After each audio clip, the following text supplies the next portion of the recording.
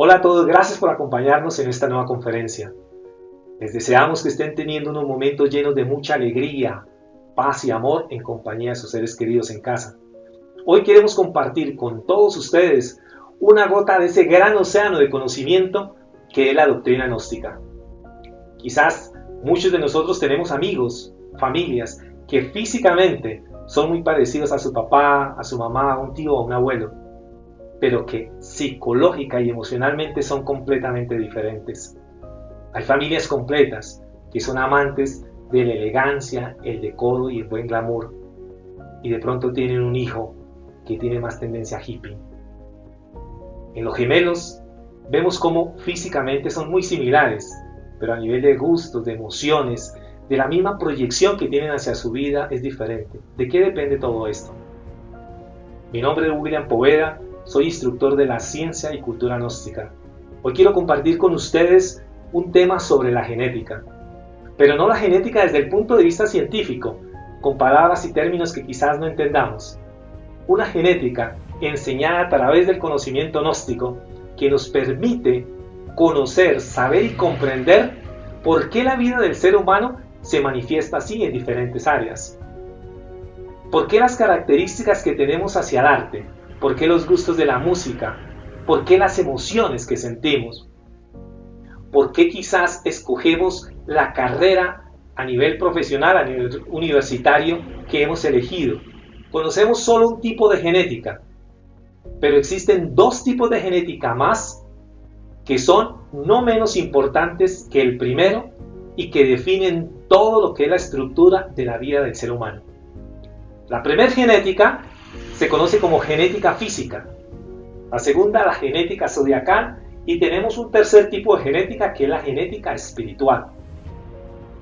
Para empezar, vamos a arrancar por lo que es la genética física, que ocurre cuando el espermatozoide se une al óvulo y aparece toda una ingeniería biológica procesando allí esos 48 cromosomas que 7 días después de la fecundación sabemos si vendrá a la existencia un niño o una niña. ¿De qué dependen sus características físicas? Depende de los genes dominantes que en la semilla hubiesen habido. Tanto el papá como la mamá tienen unos genes que van inmersos, expresados en sus cromosomas. Algunos de esos genes son dominantes, otros son recesivos. Los dominantes ejercen una mayor información dentro del proceso del acoplamiento biológico. Los recesivos se mantienen a la espera de la información que tenga el gen dominante. Si no existen genes dominantes, el gen recesivo puede expresarse. De esta manera lo diríamos más claro, que hay algunos papás o mamás que su genética es más fuerte que la del otro compañero. Entonces sus hijos vendrán con características más hacia esa familia que hacia la otra. Nos dice uno de los grandes sabios de la filosofía gnóstica, el maestro Samael Aun Weor, que no solo en el proceso de concepción, allí cuando el espermatozoide se une al óvulo, aparece lo que es la vida biológica y la parte genética, física, sino también entra a jugar un papel muy importante de algo que se conoce como la ley del karma, que regirá todo el proceso de vida de ese nuevo ser que está gestándose en ese vientre.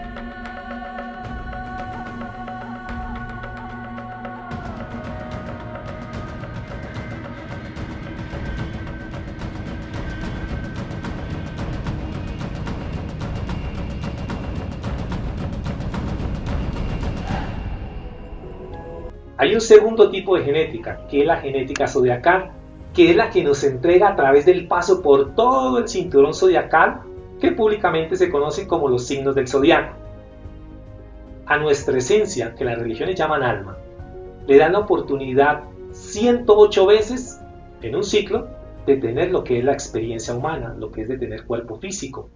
Durante ese paso de nacimiento, muerte, nacimiento y muerte, de 108 veces en un ciclo, nuestra esencia pasa 7 veces por cada signo zodiacal. Es decir, tendríamos 84 existencias.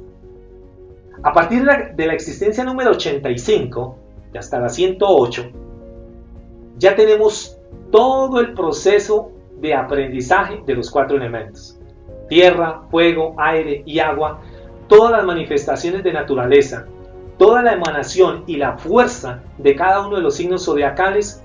Nuestra esencia, nuestra alma, ya está impregnada, ya tiene la experiencia, tiene el conocimiento, pero también durante ese ciclo de existencias empezamos a experimentar esa parte oscura, esa parte feíta del ser humano que psicológicamente se conoce como ego, que es esa sombra de todos los defectos dentro de la estructura psicológica del ser humano. Entonces, esas 84 primeras existencias nos dan la oportunidad de experiencias positivas, experiencias negativas como un aprendizaje. Cuando iniciamos la existencia número 85, ya nuestra esencia está preparada para empezar a construir lo que es el templo interior.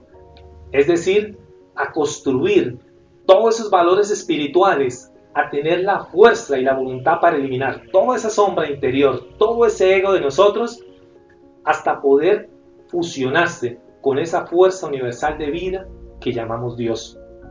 De ahí en adelante, ya ese ser humano nacerá en signo Acuario, Leo, Capricornio, Géminis, de acuerdo a su perfil psicológico.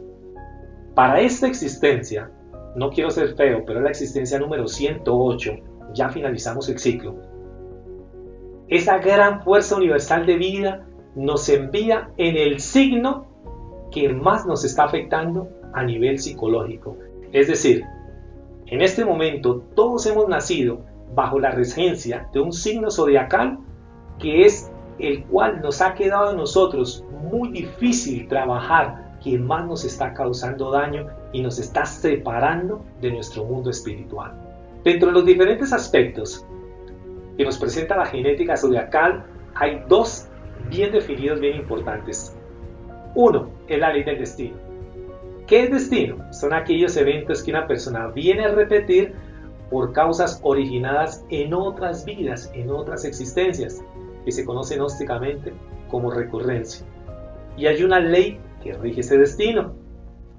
Es esa ley que hace que el destino se cumpla al pie de la letra como causa y efecto. Una de las maneras de poder trascender esto es a través de la elevación de nuestra conciencia, de la elevación de esos aspectos espirituales, para que la persona tenga en un momento determinado la sapiencia, el conocimiento, la actitud frente a las circunstancias y pueda transformarlas. Es decir, pueda romper con ese ciclo. En todas las existencias vienen repitiéndose los mismos eventos y cada vez nos consumen más en la oscuridad, más en el dolor, más en la tragedia.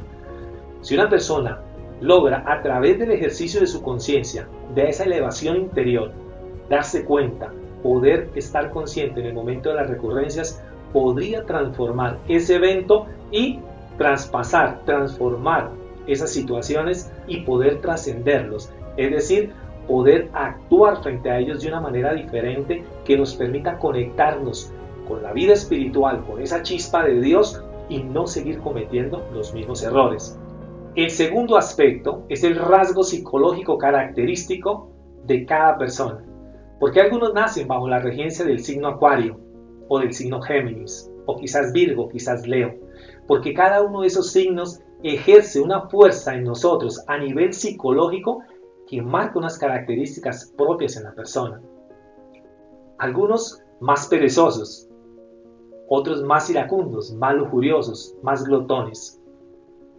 Cuando no hemos podido voluntariamente durante el ciclo de todas nuestras existencias, de todas nuestras vidas, eliminar esas sombras interiores, esos defectos que tenemos, en la última existencia, como en este caso, la existencia número 108, que es en la cual estamos todos los seres humanos, esa fuerza universal de vida nos envía bajo la regencia del signo zodiacal que está relacionado con el defecto que más nos está causando daño en nuestra vida espiritual. Un ejemplo, una persona que haya nacido en este momento bajo la regencia del signo Piscis, de la casa zodiacal de Piscis, debería estudiar dentro de su psicología, dentro de su comportamiento humano, el defecto de la pereza, que es el que tiene asociación directa con esa casa zodiacal, y así cada uno de los signos. Infortunadamente, son aspectos que a nivel académico no nos enseñan, pero son los que definen la vida del ser humano, no solo la genética física. Y el último tipo de genética es la genética espiritual. Nunca nos habían hablado de esto, y es quizás la herramienta clave que todos los seres humanos tenemos para poder transformar realmente el proceso de la vida. No solo de la espiritual, sino de la biológica también. ¿Cómo funciona la genética espiritual? Nuestra esencia, esa chispa de Dios que hay, que algunas partes le conocen como alma, viene de un lugar inmensamente lejano, que vamos a darle nombre para el ejercicio de la conferencia como absoluto.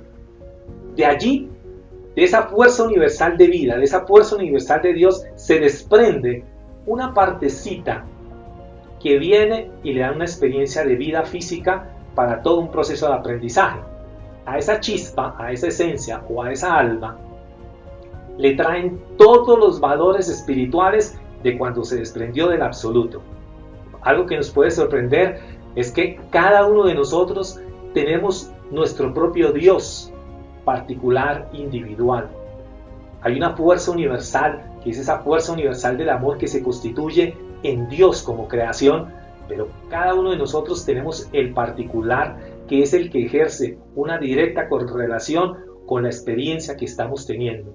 Esa chispa divina, esa esencia, trae todo el potencial del lugar donde emanó, de esa fuerza del Padre, de esa fuerza del absoluto que nos permite rehacer y transformar nuestra vida física, nuestra vida espiritual. Infortunadamente, a través de la educación hemos venido aprendiendo que la habilidad, el talento y la vocación pareciera que fueran una sola y son completamente diferentes. La habilidad se desarrolla en una persona cuando realiza tareas rutinarias. El talento es una característica que puede venir innata en la persona debido a una genética biológica, una genética física, y viene más predispuesto para realizar cierto tipo de actividades. Pero la vocación tiene que ver completamente con la característica que ese padre le imprime a esa esencia cuando lo envía a una experiencia de vida. La vocación nos hace diferentes a todos los seres humanos. Traemos características donde una persona puede ser amante a la música, al arte, a la poesía, a la astronomía, a la astrología, quizás a las ciencias biológicas, encaminado a la parte de la medicina. Tiene todo un aspecto, un potencial que se lo da la fuerza de su padre, esa chispa de Dios en él, donde puede desarrollar y puede convertirse en un exitoso, no para la vida, sino para el servicio de la humanidad a través del ejercicio de esa vocación. Infortunadamente hoy día son muy pocas las posibilidades y las personas se ven llamadas a estudiar lo que en los planteles educativos las diferentes universidades les ofrecen. Cuando una persona descubre a través de ese mundo maravilloso de la meditación, de la expresión de su conciencia, de ir ejecutando a través de la vida diferentes aspectos y disciplinas que le permiten notar cuál es su verdadera vocación, su vida se va a transformar. Porque no necesita buscar dinero, fama, éxito.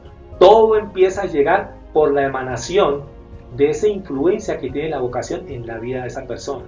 Si le damos la oportunidad a nuestra alma que se exprese en nuestra vida y aparezca en nosotros lo que es la verdadera vocación, habremos dado un paso muy grande en la transformación de nuestra existencia.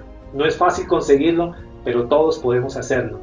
Hay mecanismos como la meditación, el ejercicio de la autoobservación, tantas prácticas que enseña la ciencia y cultura gnóstica que nos van a permitir cambiar el rumbo de nuestra existencia y tomar un norte que nos permita llegar a puerto seguro. Gracias por escucharnos, que tengan una excelente semana.